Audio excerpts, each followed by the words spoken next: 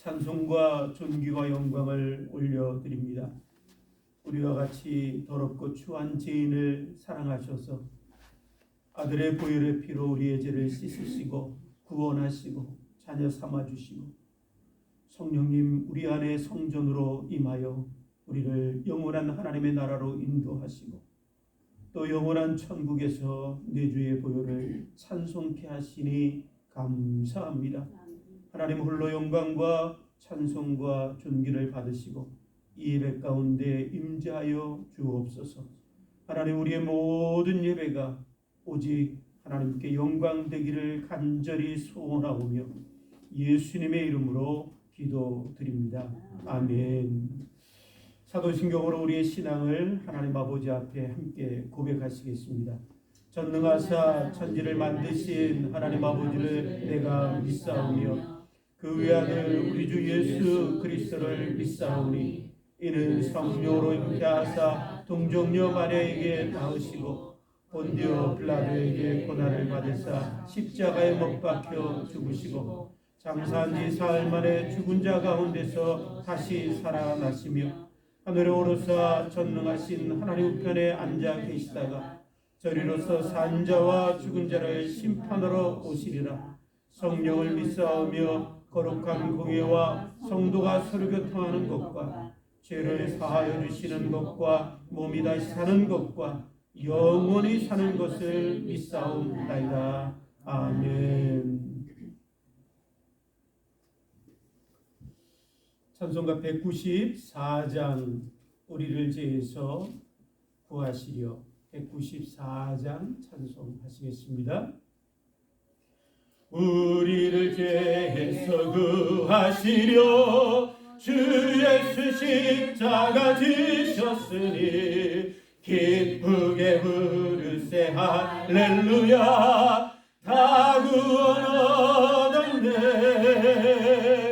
찬송하세 찬송하세 주님 나를 구하셨네. 찬송하세 찬송하세 주가 구원하셨네.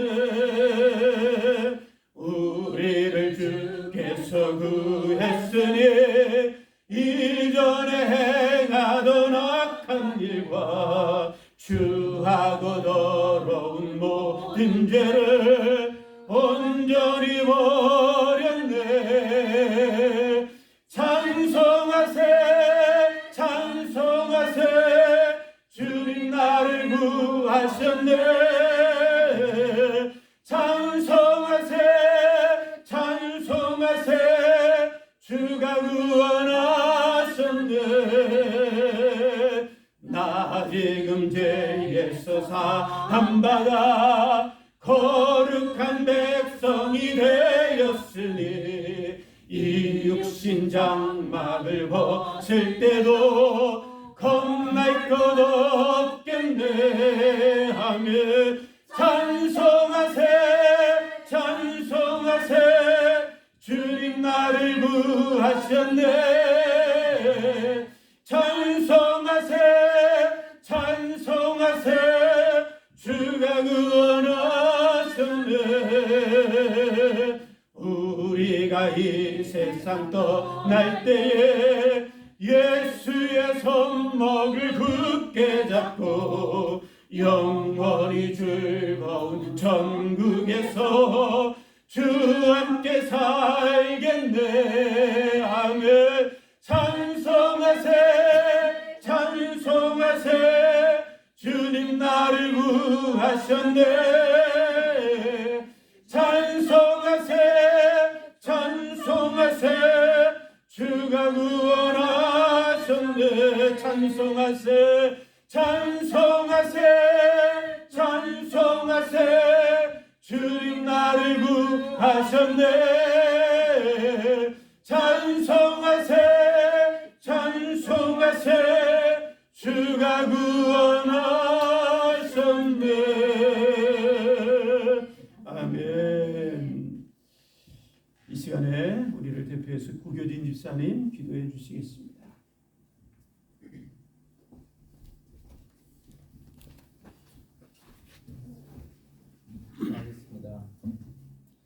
형제를 사랑하여 서로 우애하고 존경하기를 서로 먼저 하며 부지런하여 게으르지 말고 열심히 품고 주를 섬기라. 아멘. 아버지 하나님, 저희들에게 우리 주 교회를 섬기게 하여 주시고 같이 예배할 수 있게 하여 주셔서 감사합니다. 아멘. 저희들 일주일 동안 너무 부족하고 또 세상에 푹 빠져 살다가 오늘 다시 예배 보러 주님 앞에 나왔습니다.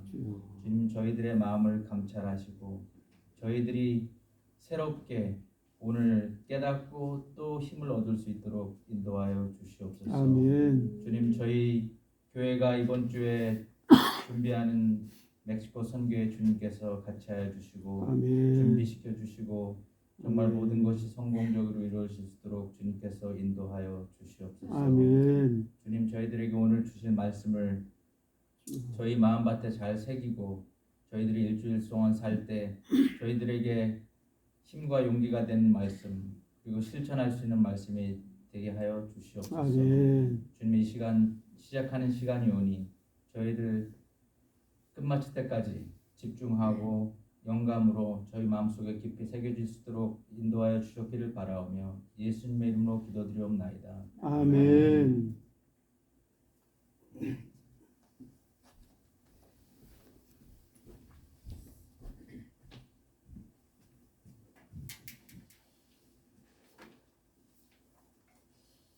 교회 소식 전해드리겠습니다. 오늘도 하나님 아버지 앞에 예배드리기 위해서 이 자리에 오신 모든 분들을 주님의 이름으로 사랑하고 환영합니다.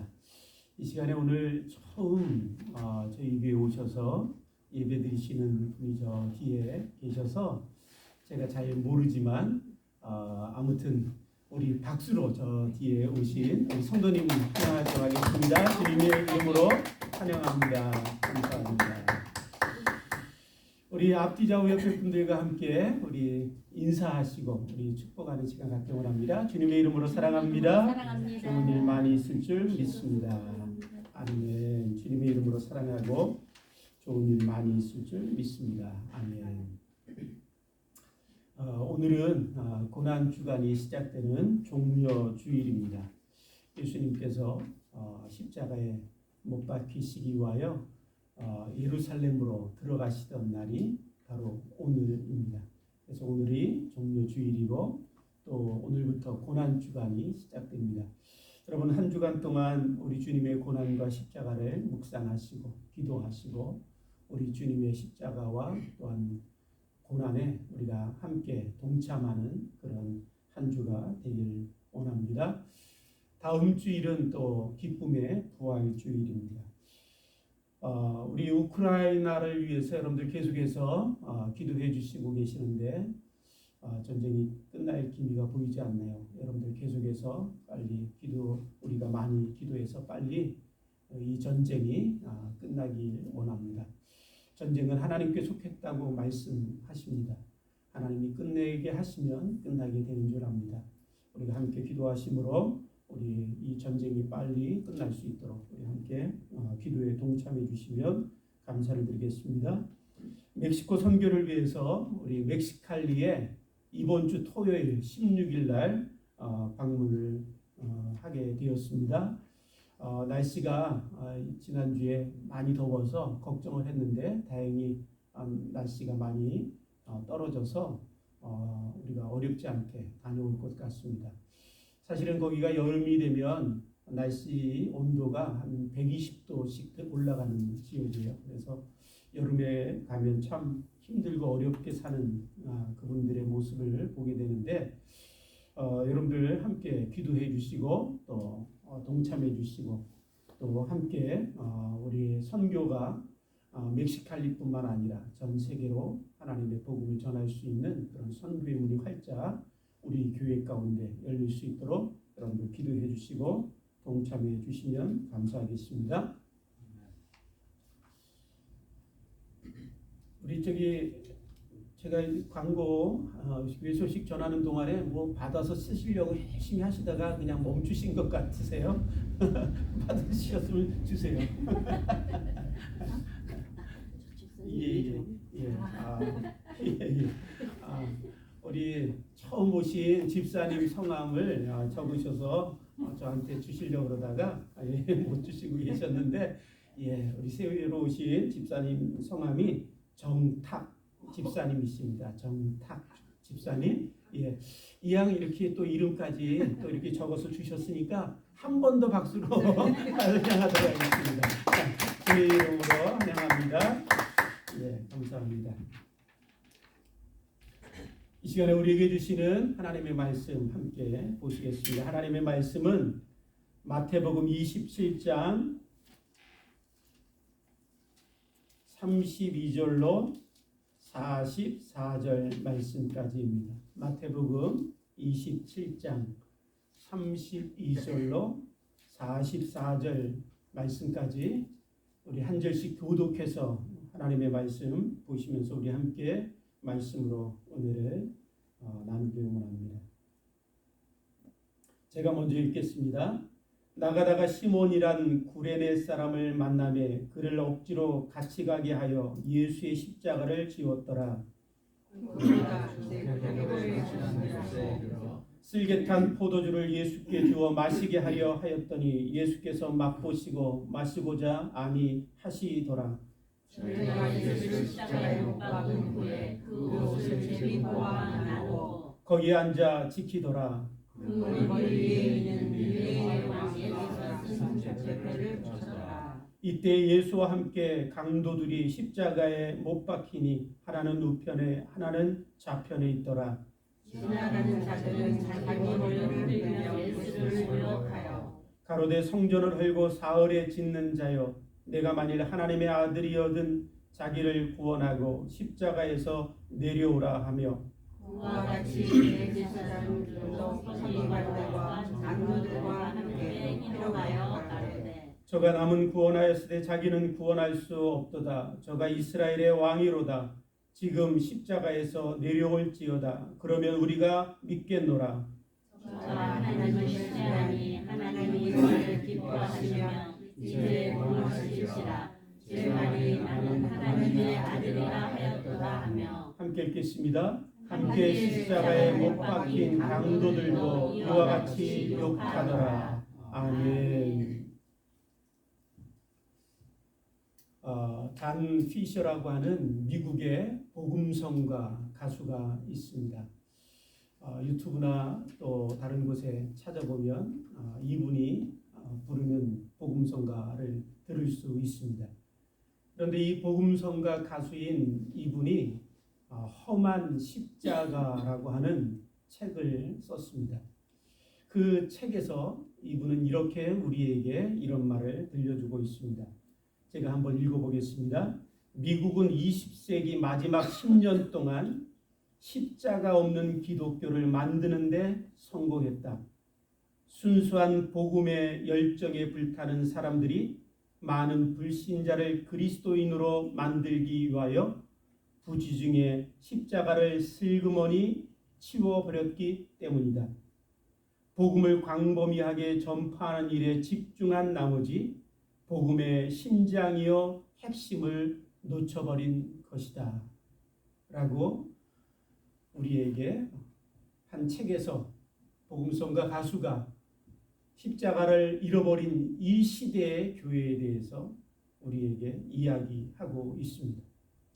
많은 교회들이 순수한 열정을 가졌습니다. 어떻게 하면 한 영혼이라도 더 구원할 수 있을까? 그래서 교회의 문턱을 낮췄습니다. 그리고 많은 사람들이 편하고 쉽게 교회에 와서 예배 드릴 수 있도록 교회에 열린 예배를 만들었습니다. 그리고 그 사람들이 와서 예배 드릴 때 부담감 없이 들을 수 있도록 설교를 만들면서 자기도 모르게 그 사람들이 부담스럽게 여길 수 있다라고 하는 그 십자가, 예수 그리스도의 십자가를 부지중에 내려놓았습니다. 사람들이 와서 편하게 하나님의 말씀을 듣고 긍정적이고 좋은 얘기를 많이 들을 수 있다면 많은 사람들이 쉽게 교회에 나와 구원을 얻을 수 있겠지.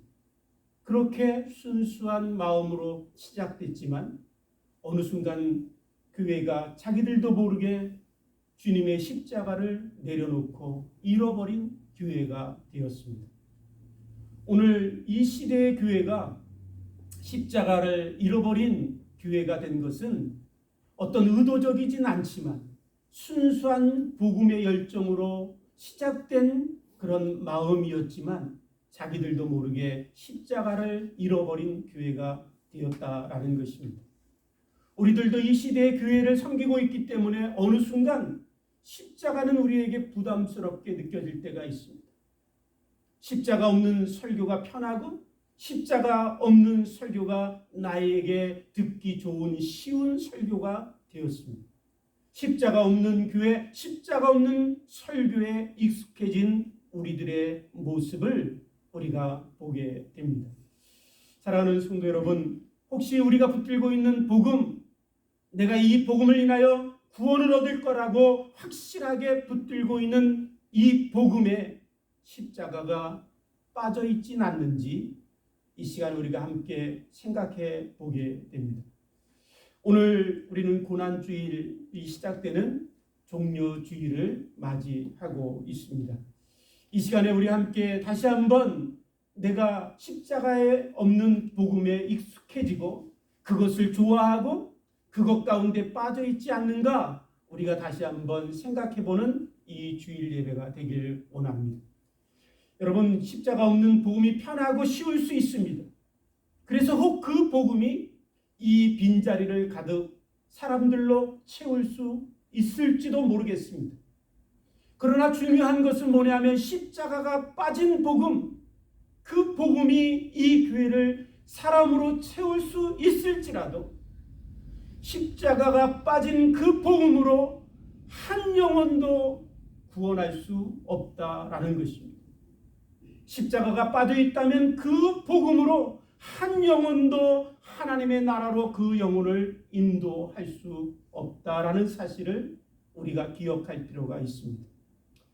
사도 바울은 로마서 1장 16절 말씀에 우리가 너무나 잘 아는 고백을 합니다. 내가 복음을 부끄러워하지 아니하노니 이 복음은 모든 믿는 자들에게 구원을 주시는 하나님의 능력이 됨이라. 그렇게 고백했던 사도 바울이 고린도전서 1장 18절 말씀에서 복음이라는 단어를 다른 단어로 바꾸어서 이렇게 이야기합니다. 십자가에 도는 구원을 얻는 우리들에게 하나님의 능력이니라. 다시 말씀드리면 사도 바울은 바로 복음이라는 것은 십자가의 도이고 오직 십자가의 도만이 죄인들을 구원하시는 하나님의 능력이다라고 고백하고 우리에게 들려주고 있는 것입니다. 사랑하는 성도 여러분, 오직 복음은 십자가 도입니다. 십자가만이 복음이고 십자가만이 우리를 구원하시는 하나님의 능력이 됨을 저와 여러분들이 믿게 되기를 주님의 이름으로 축복합니다. 이제 종려주의를 지나면서 저와 여러분들의 안에 십자가가 희미해졌다면, 아니 내가 어느 날 붙들었던 그 십자가를 놓아버렸다면, 저와 여러분들이 이 종려주의를 지나면서 다시 한번 그 십자가가 아무리 험한 십자가일지라도, 그 십자가가 아무리 고통스러운 십자가일지라도 저와 여러분들이 다시 한번 그 십자가를 굳게 붙들 수 있게 되기를 주님의 이름으로 축복합니다. 그렇다면 사랑하는 성도 여러분, 십자가는 우리에게 어떤 의미이기에, 십자가는 우리에게 어떤 의미의 십자가이기에 우리가 십자가를 그렇게 굳게 붙들어야 할까요? 오늘 읽으신 본문과 성경의 말씀을 통해서 예수님이 십자가에 달려 죽으실 때 그 십자가 위에서 일어난 일들을 우리가 다시 한번 생각해 보면서 십자가는 우리에게 어떤 의미인가를 다시 한번 배우고 마음에 새기고 십자가를 다시 한번 분명하게 붙드는 이 시간이 되기를 주님의 이름으로 축복합니다. 저는 이 시간에 십자가 위에서 일어난 4가지 일을 함께 생각해 보기를 원합니다. 첫 번째로 십자가 위에서 예수님은 멸시와 수치를 당하셨습니다. 예수님은 십자가 위에서 수치와 멸시를 당하셨습니다. 겟세마네 동산에서 기도하신 후에 로마 병사들과 대제사장들이 보낸 종들에게 예수님이 잡히셨습니다. 예수님을 끌고 대제사장 가야바의 뜰에 예수님을 데리고 오고는 그 사람들이 예수님을 조롱하고 희롱합니다. 내가 하나님의 아들이냐? 내가 하나님의 아들이냐? 그렇게 조롱하고 희롱하면서 예수님의 얼굴에 침을 뱉습니다. 그리고 주먹으로 얼굴을 때립니다. 그리고 그 뺨을 손으로 갈겨 칩니다. 수치와 멸시를 예수님께 주었습니다. 또한 그 수치와 멸시를 다 받으신 이후에 로마 병사들에게 주님이 또 끌려갔습니다. 로마 병사들은 예수님에게 홍포의 옷을 입히고 가시면류관을 만들어 주님의 머리 위에 씌우고는 내가 유대인의 왕이냐 조롱하고 또한 멸시하며 그들 역시도 예수님의 얼굴에 침을 뱉고 갈대로 예수님의 머리를 내려쳤습니다. 그 이후에 예수님은 로마 병사들에게 의해 끌려가서 저 골고다 언덕 십자가 높은 곳에 달리셨습니다. 여러분, 수치와 멸시를 주었던 그 로마 병사들에게는 그것으로 만족하지 못했던 것 같습니다. 그래서 예수님을 그 십자가에 달릴 때 예수님의 옷을 하나도 남김없이 다 벗겼습니다. 수치와 멸시를 주기 위하여 예수님의 몸에서 하나도 남김없이 옷을 다 벗겼습니다. 우리가 보통 생각할 때 예수님이 십자가에 달려 죽으시는 그 그림이나 또한 동상들을 보면 예수님의 몸에 무엇인가 천으로 그분의 몸을 가리고 있는 모습을 보게 됩니다. 그러나 사실은 실제로는 예수님이 십자가에 달리실 때 그분의 몸에는 아무것도 가린 것이 없었습니다. 옷이 다 벗겨지고 예수님의 몸이 그대로 모든 사람 앞에 다 드러나도록 수치와 멸시를 주기 위하여 로마 병사들은 예수님의 몸에서 옷을 다 벗겼습니다. 여러분, 예수님은 그 수치와 멸시를 다 받으시면서도 참으셨습니다. 견디셨습니다. 예수님은 하나님의 아들이시고 능력자이시고 당장이라도 10대형이 더 되는 천군들을 동원하여 이 세상을 멸할 수 있는 권력자이시지만 주님은 그 수치와 멸시를 참고 견디셨습니다. 왜 주님은 그 수치와 멸시를 다 참고 견디셨을까요? 히브리서 기자는 그 이유를 우리에게 이렇게 히브리서 12장 2절 말씀을 통해서 우리에게 이렇게 들려줍니다. 믿음의 주여 온전케 하시는 이인 예수를 바라보자. 저는 그 앞에 있는 즐거움을 위하여 십자가를 참으사 부끄러움을 개의치 아니하시더니 라고 말씀합니다. 예수님이 십자가에서 수치와 멸시를 다 참으신 이유는 저 앞에 있는 즐거움을 바라보심으로 그 즐거움을 위하여 자신이 겪는 수치와 부끄러움과 멸시를 십자가에서 다 참으셨다라고 말씀하고 있는 것입니다. 예수님이 바라본 그 즐거움이 무엇이었을까요? 그 즐거움이 무엇이었기에 하나님의 아들이 그 수치와 멸시를 다 당하시면서도 참고 견디셨을까요? 우리는 보통 저 앞에 예수님이 바라보신 그 즐거움은 예수님이 이제 죽으셨다가 부활하시고 이제 하늘 영광에 오르셔서 받으실 그 영광이라고 우리는 쉽게 생각할 수 있을 것입니다. 그러나 여러분 생각해 보십시오. 예수님은 이 땅에 오시기 전부터 영광 가운데 계셨던 분이십니다. 그 영광은 충만하여 부족함이 없었습니다. 영원 전부터 영원 끝까지 영광으로 충만하신 분, 그분이 하나님이셨습니다. 그렇다면 여러분 굳이 이 땅에 내려와서 수치와 멸시를 당하시면서 그 앞에 있는 영광을 바라볼 필요가 없지 않습니까? 그렇다면 주님이 그렇게 앞에 있는 즐거움을 바라보시며 그 즐거움을 인하여 자신의 수치를 참고 견디신 그 앞에 있는 즐거움은 무엇이었을까요? 여러분 성경에 보면 하나님이 인간을 만드실 때 사실은 하나님이 처음 인간을 만들었을 때 인간은 옷을 입고 있었습니다. 그 옷은 어떤 옷이었냐면 하나님이 주신 영광의 옷입니다. 그 옷은 어떤 옷이냐면 하나님이 주신 의의 옷입니다. 그 옷은 하나님이 주신 존귀의 옷입니다.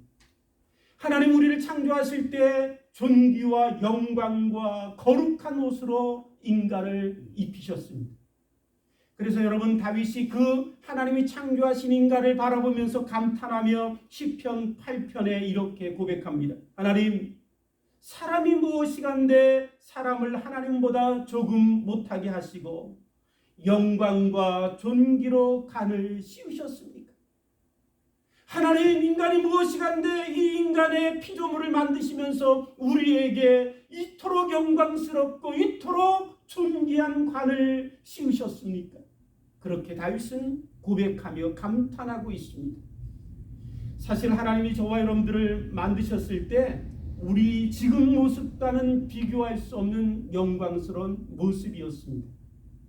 그런데 여러분, 하나님이 그 놀라운 영광과 의의 옷을 입혀주셨지만 인간은 죄를 범함으로 하나님이 입혀주셨던 그 영광스러운 존귀함을 다 잃어버렸습니다. 그 영광과 존귀함을 다 잃어버렸을 때 인간은 자기를 바라볼 때 부끄러웠습니다. 수치스러웠습니다.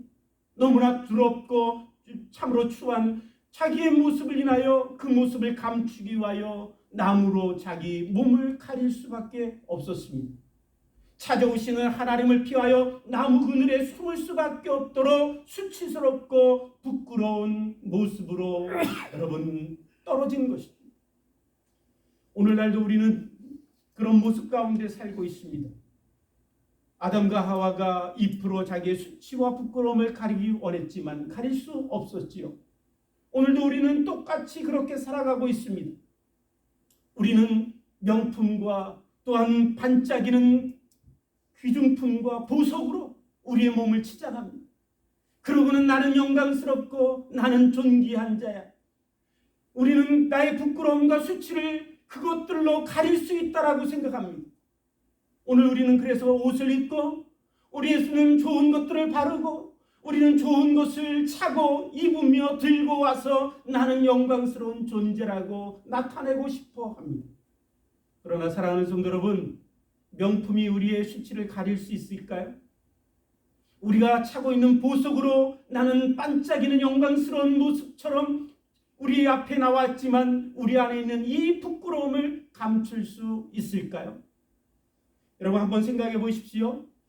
저와 여러분들 안에 있는 이 두렵고 참으로 추하고 이 악한 내 안에 있는 것들이 이 시간에 저와 여러분들 옆에 있는 분들한테 다 드러난다면 이 자리에 그냥 앉아 있을 분이 있을까요? 저는 있을 수 없을 것 같아요.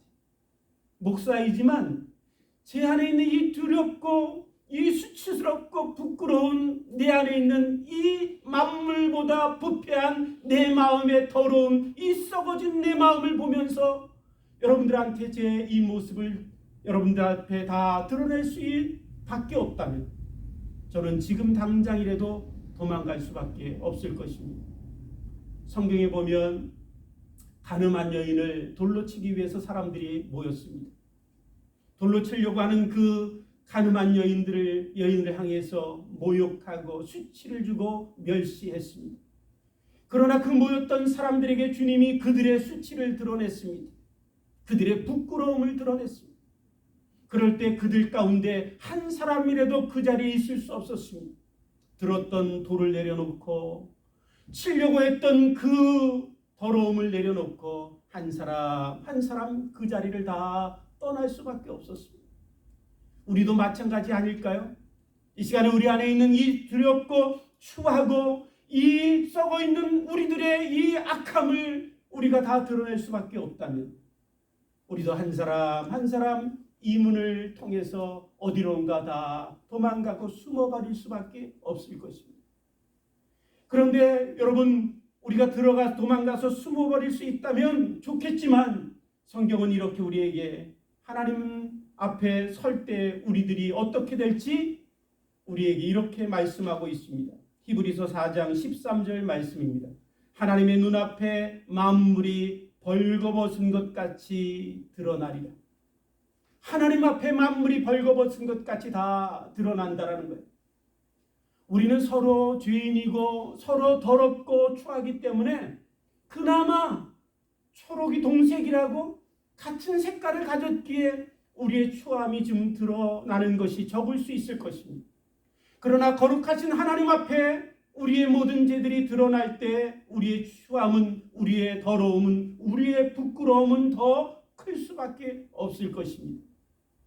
성경은 우리에게 말씀하시죠. 만물보다 부패한 것이 너희 마음이고 너희 마음에서 나오는 것이 악한 생각이요, 음란이요, 간음이요, 속이는 것이요, 교만이요, 살인이요, 시기요, 미움이요, 악한 것이라고 말씀하고 있습니다. 이것이 다 드러날 때 여러분, 우리는 영원히 그 수치를 감출 수 없을 것입니다.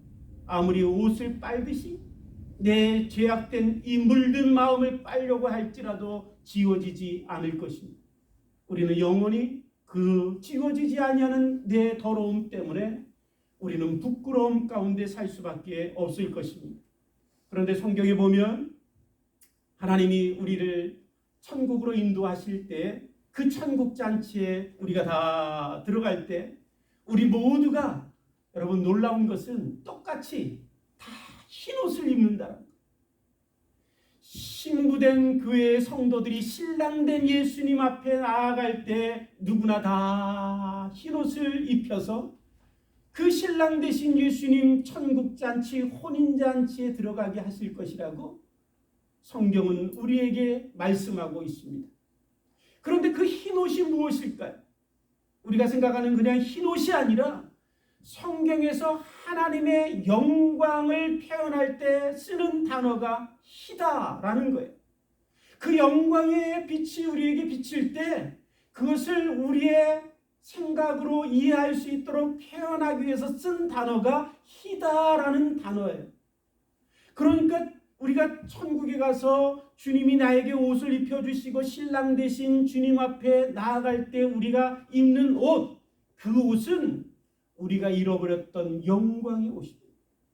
우리가 잃어버렸던 그 존귀의 옷, 우리가 잃어버렸던 그 찬란한 놀라운 하나님이 주시는 영광과 존귀의 옷을 입고 하나님의 혼인잔치, 천국잔치에 들어갈 것임을 말씀하고 있습니다. 그런데 요한계시록 7장 14절에 보면 이렇게 말씀합니다. 이는 큰 환난에서 나오는 자들인데 어린 양의 피에 그 옷을 씻어 희게 하였느니라. 우리가 입는 옷은 어떻게 입게 됐냐면 예수 그리스도의 보혈의 피로 씻어서 우리에게 주신 흰옷이다 라고 말씀하고 있는 거예요. 그러니까 우리가 수치와 멸시와 부끄러운 존재이지만 이제 잃어버렸던 그 영광스러운 옷을 우리에게 다시 입혀주시기 위하여 예수님께서 십자가에서 수치와 멸시를 당하시며 흘리신 그 보혈의 피로 우리를 씻겨 영광스러운 옷을 입혀주실 것이라고 말씀하고 계시는 것입니다. 사랑하는 성도 여러분, 우리가 살면서 가장 감동적이고 가장 기쁨이 넘쳤던 때가 언제일까요? 동의를 안 하실 수도 있을 거예요. 그때는 언제냐면 결혼식 그 식장에서 나에게 걸어오는 하얀 옷을 입은 그 신부의 모습, 내게 걸어오는 그 신부의 하얀 드레스 입은 그 신부를 보며 우리는 감동을 갖습니다. 동의를 안 하시네요. 별로 잊혀진 얘기고 별로 나는 그러지 않았어. 뭐 그럴 수 있을 거예요. 그런데 우리에게는 그럴 수 있지만 예수님에게는 그때가 주님 앞에 있는 즐거움입니다. 그 즐거움을 바라보시고 내게 오는 그 신부, 수치와 부끄러움 가운데 가득 찬 그 신부였지만 이제 자신의 보혈의 피로 씻기시고 정결케 하셔서 흰옷 입어 자신 앞에 나오는 그 거룩한 교회된 성도 신부를 바라보는 그 기쁨, 그 기쁨을 바라보며 주님은 십자가에서 우리를 위하여 수치와 멸시를 참으시고 견디신 것입니다. 사랑하는 성도 여러분, 예수님은 십자가에서 수치와 멸시를 당하셨습니다. 그래서 신부된 우리는 이제 수치와 멸시가 없습니다. 우리에게는 오직 영광스러움만 있습니다. 우리에게는 사랑스러움만 있습니다. 우리에게는 존귀함만 있는 것을 저와 여러분들이 믿게 되기를 주님의 이름으로 축복합니다.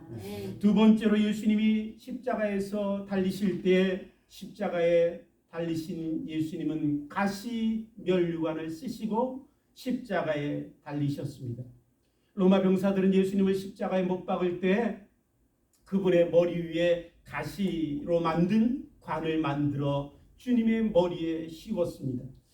창세기 3장 18절 말씀에 보면 인간이 죄를 범함으로 땅의 저주가 받아서 그 저주받은 땅에서 가시가 나왔더라 라고 말씀하고 있어요.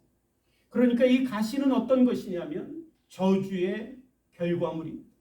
저주를 상징하는 것입니다.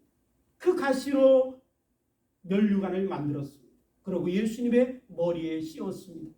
예수님의 머리에 씌워진 그 가시 면류관은 바로 저주의 면류관이었습니다. 또한 신명기 21장 23절에 보면 이렇게 말씀합니다. 나무에 달린 자는 하나님께 저주를 받았습니다. 나무에 달린 자는 하나님께 저주받은 자다 라고 신명기의 말씀을 통해서 우리에게 하나님이 말씀하셨습니다. 예수님은 나무로 만든 십자가에 달리시고 가시 면류관을 쓰셨습니다. 왜요? 예수님은 저주받은 분이 되셨기 때문에 그렇습니다. 저주받은 인생이 되었고 저주받은 사람이 되었기에 예수님은 저주받은 그 면류관과 또한 나무에 달려 모든 저주를 다 주님이 받으셨습니다. 여러분, 저주는 뭐냐면 복과 저주가 반대되는 거예요. 그러니까 저주는 뭐냐면 복이 없는 상태, 좋은 것이 하나도 없는 상태, 오직 불행과 재앙만 있는 상태, 그 상태가 저주받은 상태입니다.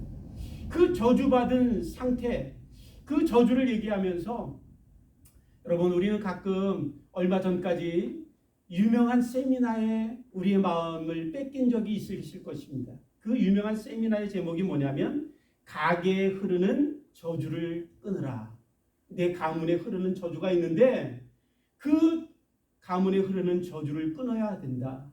왜냐하면 가문에 흐르는 저주 때문에 우리들이 질병을 앓고 또한 삶의 모든 문들이 닫히고 또한 우리가 불행해지고 재앙을 만날 수 있기 때문에 가문에서 흐르는 저주를 끊어야 된다라고 하는 세미나를 많은 사람들이 들었던 것을 기억하실 것입니다.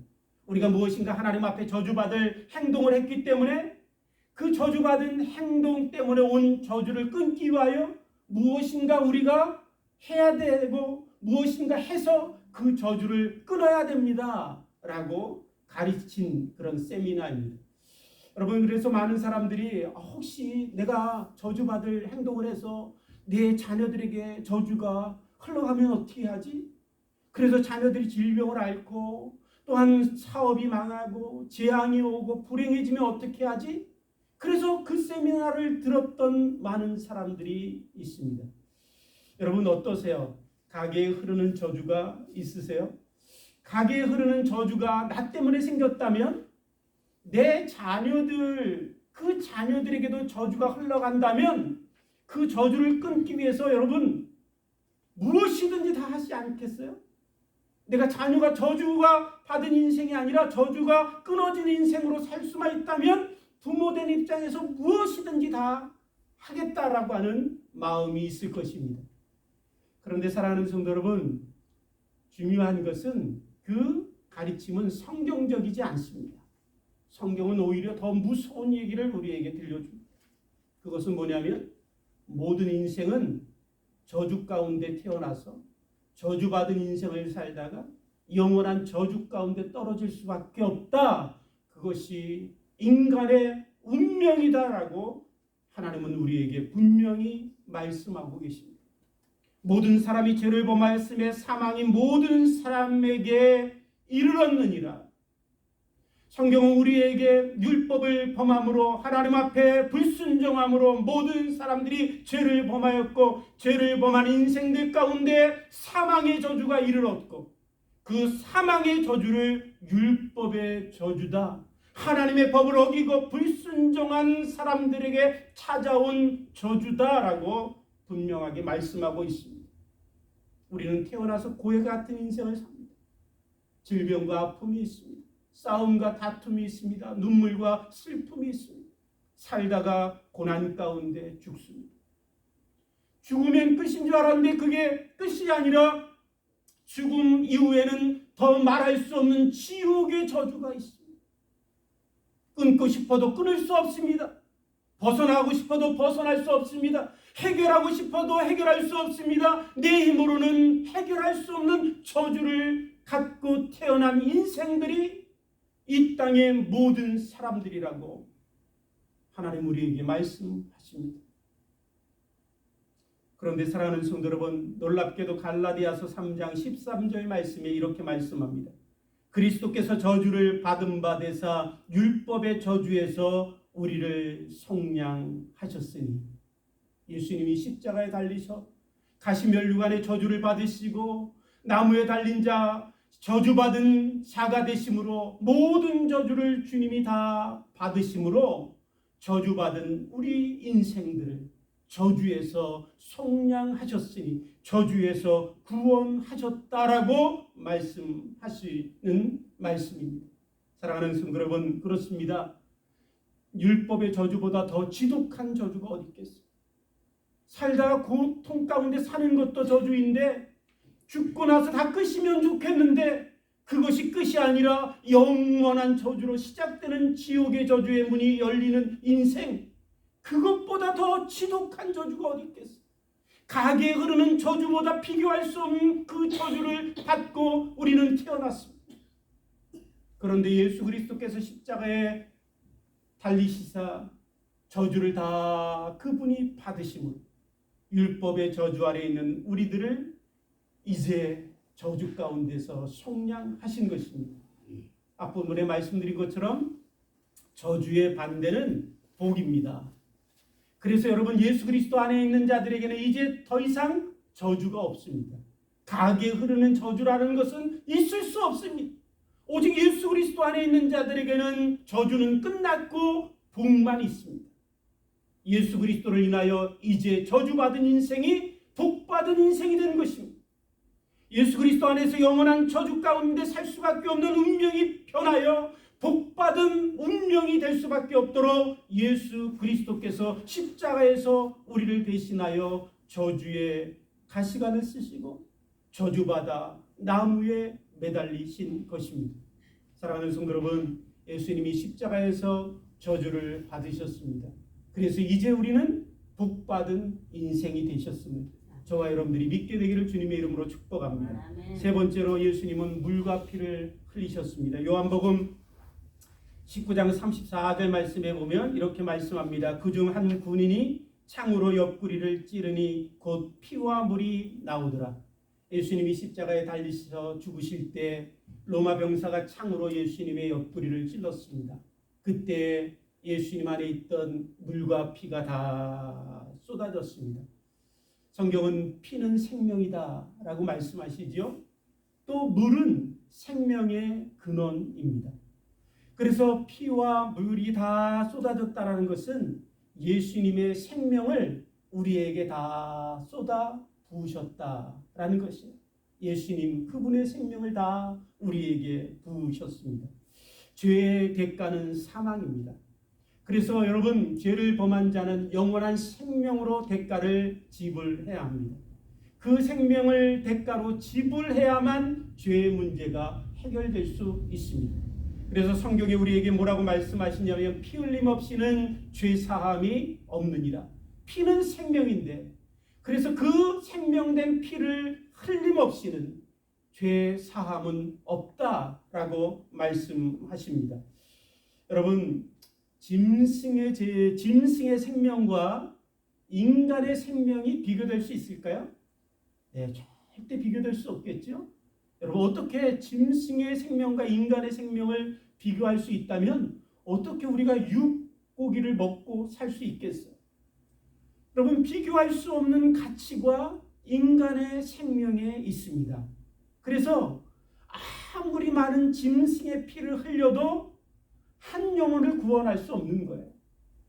여러분, 아무리 돼지 머리를 잡아서 여러분 올려놓고 거기에 제사를 지내도 여러분 우리를 구원할 수 없습니다. 구약에 아무리 많은 짐승들을 잡아다 하나님 앞에 제사를 지냈지만 그 제사가 한 영혼의 죄를 씻을 수 없었습니다. 그런데 여러분, 바꾸어 말씀드리면 인간의 생명과 창조주이신 하나님의 생명과 비교할 수 있을까요? 여러분, 절대 비교할 수 없습니다. 짐승의 생명과 인간의 생명이 비교될 수 없다고 우리가 다 인정하시죠? 그런데 그 짐승의 생명과 인간의 생명과 비교할 수 없을 정도, 그 정도가 아니라 우리의 생명과 하나님 창조주의 생명은 비교할 수 없는 가치의 차이가 있습니다. 그런데 바로 하나님 되신 예수님, 영원전부터 생명의 근원 되신 예수님이 이 땅에 오셔서 십자가에 달리시사 자신의 생명을 다 쏟아 부어 주셨습니다. 물과 피를 다 흘려서 그 물과 피 생명을 다 흘려주심으로 여러분, 죄인된 우리들에게 잃어버렸던 생명의 값을 지불하게 하시고 그 잃어버렸던 생명을 찾게 해 주신 것입니다. 그래서 로마서 5장 17절을 말씀해 보면 한 사람이 범죄함으로 우리가 사망 가운데 살지만 한 사람 예수 그리스도로 말미암아 우리가 생명 가운데 영원히 살게 되었다라고 우리에게 고백하고 있습니다.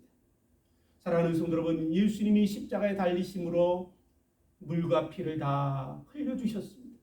자신의 생명을 다 주심으로 잃어버렸던 생명 우리가 얻게 된 것입니다. 믿게 되기를 주님의 이름으로 축복합니다. 마지막으로 예수님이 십자가에 달리셨을 때 십자가에서 일어나신 일은 뭐냐면 예수님은 십자가에서 죽임을 당하셨습니다. 예수님은 십자가에서 죽임을 당하셨습니다. 성경에서 죽음이라는 단어가 의미하는 가장 중요한 의미가 있어요. 성경에서 죽음이라고 얘기할 때 그 죽음은 우리가 생각하는 그 죽음의 의미하고는 좀 다릅니다. 성경에서 말씀하는 죽음의 의미의 가장 중요한 요소는 뭐냐면 단절, 분리라는 의미예요. 단절, 분리, 그런 의미입니다. 그래서 여러분, 사망이 우리에게 임할 때 우리는 하나님과 단절됩니다. 사망이 우리에게 임할 때 인간과 인간 사이가 단절됩니다. 사망이 우리에게 임할 때 여러분, 인간과 자연이 단절됩니다.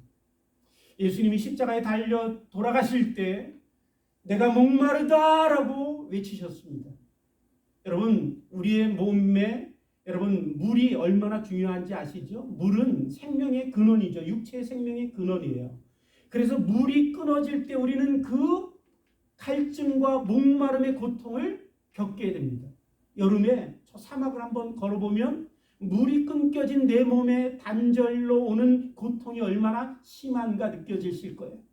예수님은 십자가에 달리셨을 때 생명의 근원 되신 하나님으로부터 단절되셨습니다.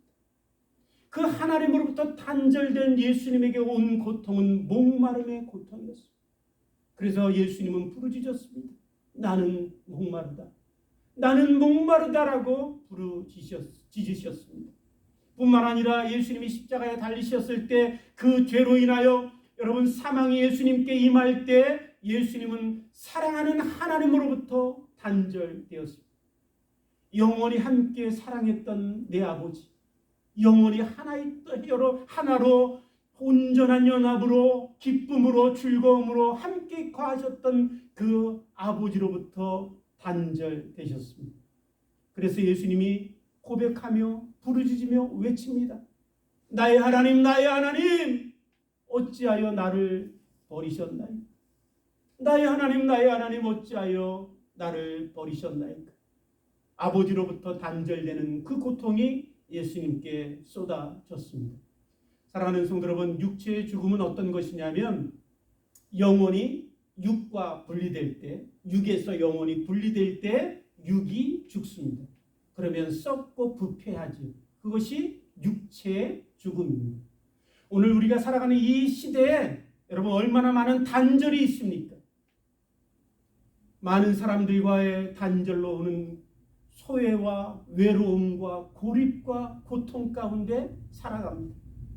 심지어는 같이 사는 남편과 부인 사이에도 메울 수 없는 그 단절의 아픔들이 있습니다. 나라와 나라가 단절되어서 싸우고 싸움 가운데 전쟁으로 인하여 끊임없는 고통이 반복되고 있습니다. 사랑하는 성도 여러분, 우리는 단절의 고통이 얼마나 큰지 잘 알기 때문에 누군가 범죄하면 그 사람을 사회로부터 단절시켜서 감옥에 가두지요. 그런데 감옥에서 잘못하면 어떻게 하냐면 그 사람을 독방에 집어넣습니다. 모든 사람들로부터 단절시킵니다. 단절의 고통이 얼마나 큰가를 우리는 너무나 잘 알기 때문에 그렇습니다. 바로 사망이라는 것은 그런 것입니다. 그 사망이 지배하는 곳이 어디냐면 지옥입니다. 그래서 지옥은 어떤 곳이냐면 모든 것로부터 단절된 상태, 관계도 단절되고 하나님으로부터 단절되고 좋은 것으로부터 단절되고 모든 것이 단절되어서 홀로 고독하게 자기에게 찾아오는 고통을 견뎌야 하는 것이 지옥입니다. 반대로 천국은 사망이 없는 곳입니다. 거기에는 생명만이 있는 곳입니다. 그 천국은 지옥과 반대로 하나 되는 곳입니다. 단절되었던 인간의 관계가 하나 되고 단절되었던 하나님과 우리의 관계가 회복되고 단절되었던 우리와 자연의 관계가 회복되어 온전히 하나 되어 사는 것, 그 기쁨의 곳이 바로 천국입니다. 그래서 성경에 보면 자연과 우리가 죄로 인하여 단절되었죠.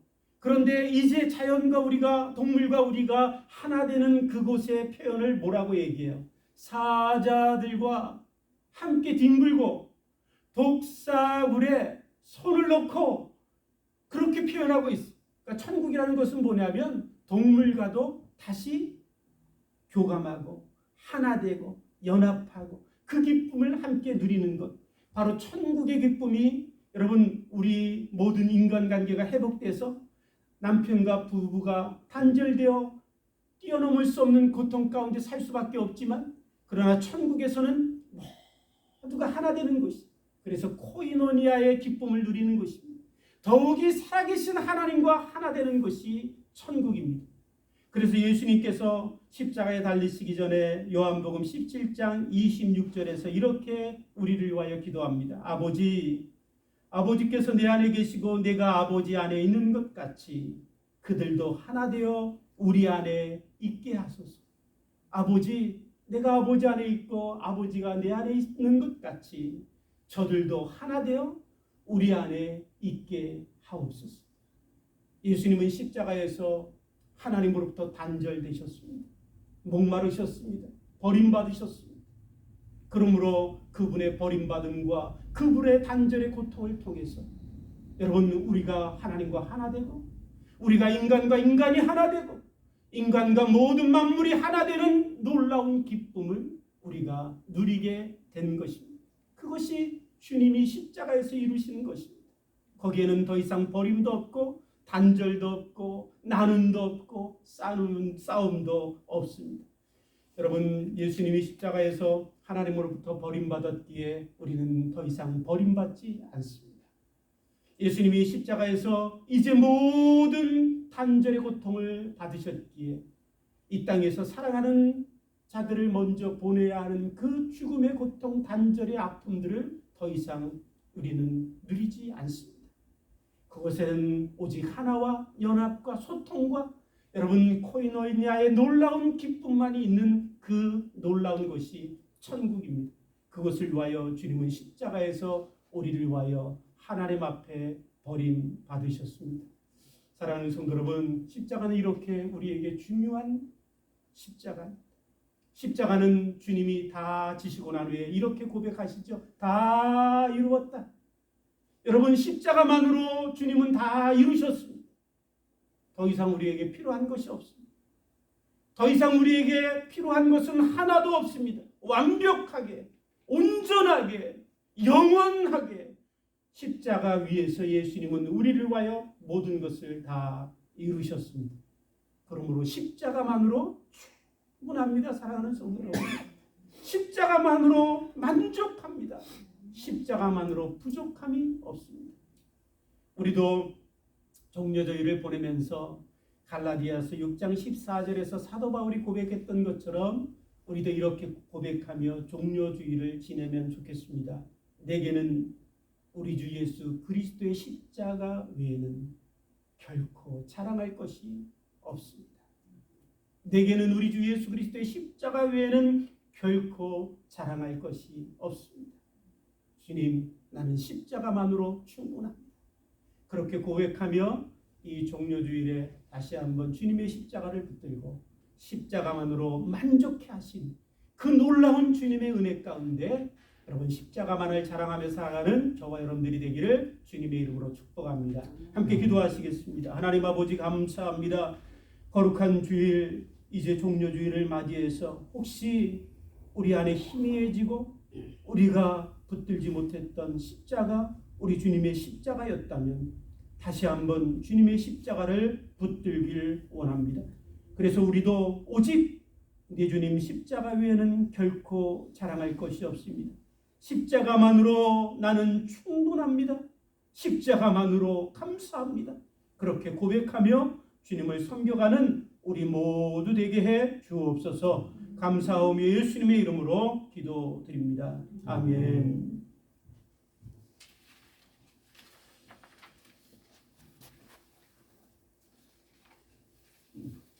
다 같이 찬송가